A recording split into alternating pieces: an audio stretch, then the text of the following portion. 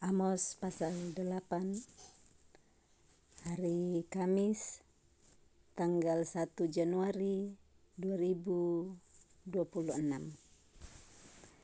Penglihatan keempat, bakul dengan buah-buahan. Inilah yang diperlihatkan Tuhan Allah kepadaku. Tampak sebuah bakul berisi buah-buahan musim kemarau. Lalu berfirmanlah ia, "Apakah yang kau lihat, Amos?" Jawabku, "Sebuah bakul berisi buah-buahan musim kemarau." Berfirmanlah Tuhan kepadaku, "Kesudahan telah datang bagi umatku Israel. Aku tidak akan memaafkannya lagi. Nyanyian-nyanyian di tempat suci akan menjadi ratapan pada hari itu. Demikianlah firman Tuhan Allah. Ada banyak bangkai, kemana-mana orang melemparkannya dengan diam-diam." Di pembacaan Amos pasal 7, Tuhan memperlihatkan kepada Amos 3 penglihatan, yaitu yang pertama belalang, kedua api, dan yang ketiga tali sipat. Nah, setelah itu Amos diusir karena dia sampaikan apa yang Tuhan perlihatkan kepada dia. Nah, di penglihatan keempat Amos pasal 8 ini dia diperlihatkan bakul dengan buah-buahan musim kemarau. Nah, kalau di Amos pasal 7 penglihatan pertama belalang dan penglihatan kedua api, Amos memohon kepada Tuhan supaya Israel diberikan pengampunan dan dikatakan menyesallah Tuhan karena hal itu, sehingga tidak terjadi apa yang dilihat oleh Amos, yaitu penglihatan belalang dan api. Tetapi pada penglihatan ketiga, tali sipat, di situ Tuhan berkata, "Aku tidak akan memaafkannya lagi." Dan masuk di Amos 8 juga dikatakan, "Aku tidak akan memaafkannya lagi." Jadi Tuhan mengatakan kesudahan telah datang bagi umatku Israel. Ada masa di mana umatnya akan masuk di dalam pembuangan, yaitu nantinya masuk dibawa ke Babel selama 70 tahun. Nah, perikop yang berikut peringatan terhadap orang yang mengisap sesamanya. "Dengarlah ini, kamu yang menginjak-injak orang miskin dan yang membinasakan orang sengsara di negeri ini.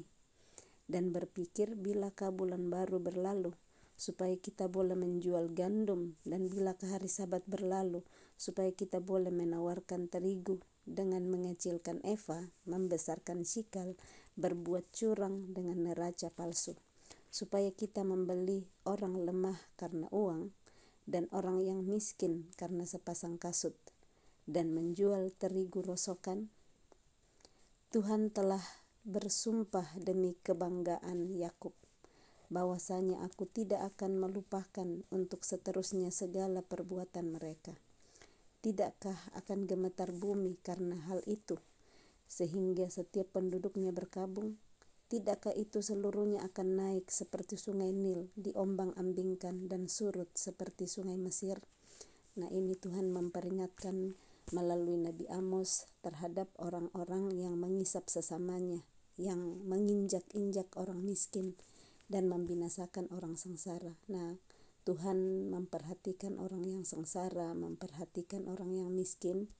Bahkan di kitab yang lain menuliskan bahwa barang siapa memperhatikan orang yang lemah itu memiutangi Tuhan. Tetapi pada zaman itu orang-orang malah menginjak-injak orang miskin, membinasakan yang binasa, melakukan kecurangan-kecurangan, dan bahkan memakai uang mereka membeli orang lemah. Dan ini yang membuat Tuhan memberikan peringatan untuk perbuatan-perbuatan yang dilakukan oleh bangsa Israel saat itu terhadap sesamanya yang lemah. Ini di perikop pasal 8, perikop yang kedua. Perikop berikutnya, gerhana matahari dan ratapan. Pada hari itu akan terjadi, demikianlah firman Tuhan Allah. Aku akan membuat matahari terbenam di siang hari dan membuat bumi gelap pada hari cerah. Nah, sebelumnya matahari bersinar terus, tetapi Tuhan berkata, aku akan membuat, akan ada masanya Tuhan akan membuat matahari terbenam di siang hari dan membuat bumi gelap pada hari cerah. Nah, kalau hari cerah karena ada matahari yang bersinar, tetapi Tuhan bilang akan terjadi bahwa Dia membuat matahari terbenam di siang hari. Bumi yang cerah akan dibuat gelap. Aku akan mengubah perayaan-perayaanmu menjadi perkabungan dan segala nyanyianmu menjadi ratapan. Aku akan mengenakan kain kabung pada setiap pinggang dan menjadikan gundul setiap kepala. Aku akan membuatnya sebagai perkabungan karena kematian anak tunggal, sehingga akhirnya menjadi seperti hari yang pahit pedih. Nah, saat tidak mau mendengar peringatan terhadap mereka untuk memperhatikan orang lemah, di sini akan ada masanya, ada gerhana matahari dan ratapan. Jadi ini peringatan Tuhan untuk berbalik, benar-benar mengikuti perintahnya. Di penglihatan ketiga sudah diperlihatkan di Amos pasal 7 tali sifat, yaitu dalam hal ini Tuhan berkata ayat yang ke-8 Amos 7, sesungguhnya aku akan menaruh tali sifat di tengah-tengah umatku Israel, aku tidak akan memaafkannya lagi. Jadi Tuhan menaruh tali sifat, itu firman-Nya, kebenarannya. Nah, kali ini Amos yang dipakai untuk menjadi perpanjangan mulut Tuhan. Firman Tuhan saat ada di tengah-tengah umatnya itu untuk menuntun, mengajari segala sesuatu kehendak Tuhan. Tetapi saat dilanggar, di sanalah Tuhan tidak berkenan kepada umatnya lagi. Perikop yang berikut, lapar dan haus. Sesungguhnya waktu akan datang, demikianlah firman Tuhan Allah, aku akan mengirimkan kelaparan ke negeri ini. Bukan kelaparan akan makanan dan bukan kehausan akan air, melainkan akan mendengarkan firman Tuhan. Ada masa orang-orang akan lapar dan haus untuk mendengarkan firman Tuhan. Ini Tuhan berkata, sesungguhnya waktunya akan datang. Jadi belum datang saat itu, tetapi akan dikirimkan. Tuhan yang akan mengirimkan perasaan lapar ke negeri, ke Israel. Bukan kelaparan akan makanan dan bukan kehausan akan air, melainkan akan mendengarkan firman Tuhan. Jadi bersyukurlah kita pada hari ini yang masih diberikan kesempatan setiap kali kita mau mendengarkan atau membaca firman Tuhan. Ada begitu banyak sekarang, ada Alkitab dalam bentuk buku yang kita pegang, ada di handphone, ada pembacaan-pembacaan, begitu banyak Tuhan sediakan.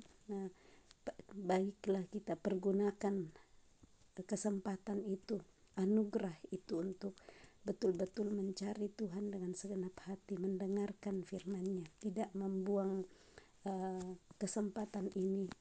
Mari kita pergunakan mencari kehendak-Nya melalui firman-firman Tuhan yang kita bisa temukan saat ini begitu mudah.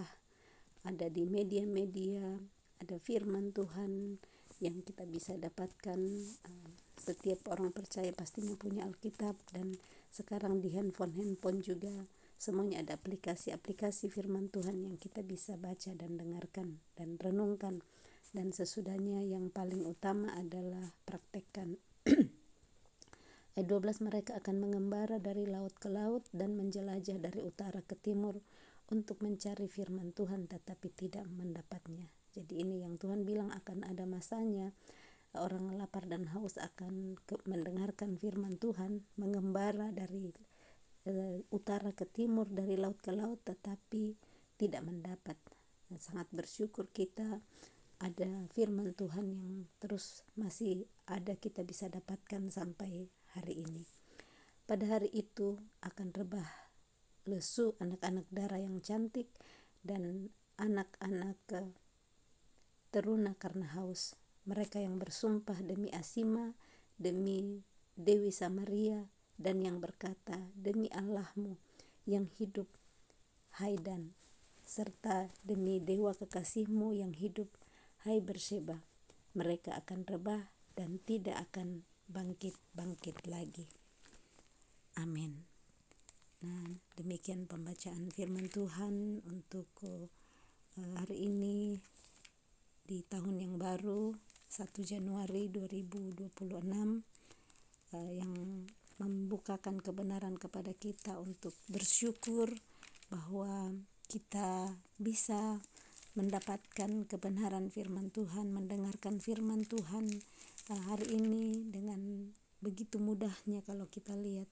Nah, kalau akan ada masanya seperti ini, orang-orang akan mencari tetapi tidak menemukan, tidak mendapatkan firman Tuhan. Jadi kita bersyukur memasuki tahun 2026 ini dengan kasih Tuhan yang terus menyerahkan, terus memberitakan firman-Nya kepada kita. Kerinduan-kerinduan baik kita terus bangkitkan di dalam hati kita supaya kita terus rindu, lapar dan haus akan kebenaran firman Tuhan. Sepanjang tahun 2026 hanya firman-Nya yang sanggup untuk menuntun kita di setiap jalan-jalan kita. Firman-Nya yang hidup dan kuat dan lebih tajam dari pedang bermata dua manapun, yang sanggup memisahkan roh dan jiwa, sendi-sendi dan sumsum, bahkan sanggup membedakan pikiran dan pertimbangan hati kita. Kiranya masuk tahun 2026 ini, firman Tuhan Ulangan 31 ayat 8, sebab Tuhan Dia sendiri akan berjalan di depanmu, Dia sendiri akan menyertai engkau, Dia tidak akan membiarkan engkau dan tidak akan meninggalkan engkau. Janganlah takut dan janganlah patah hati. Kita masuk tahun 2026 dengan percaya sepenuhnya Tuhan yang berjalan di depan kita, yang menyertai kita dan tidak akan membiarkan dan meninggalkan kita sendirian saat kita terus lapar dan haus mencari kebenarannya dan mempraktekkannya, menghidupinya di dalam sepanjang kehidupan kita. Selamat tahun baru, kasih setia, kemurahan, kebajikan, anugerah Tuhan melimpah senantiasa di dalam sepanjang kehidupan kita di tahun 2026 ini. Kita belajar untuk terus mempercayai Dia di dalam setiap langkah kehidupan kita. Dia Allah yang sudah berjalan di depan kita. Dia yang terlebih dahulu ada di tahun 2026, yang akan menyertai dan menuntun kita, tidak akan meninggalkan kita saat kita terus berpegang kepada Dia, mempercayai Dia dan mengandalkan Dia di dalam sepanjang perjalanan hidup kita. Salam kasih, Tuhan Yesus memberkati. Shalom.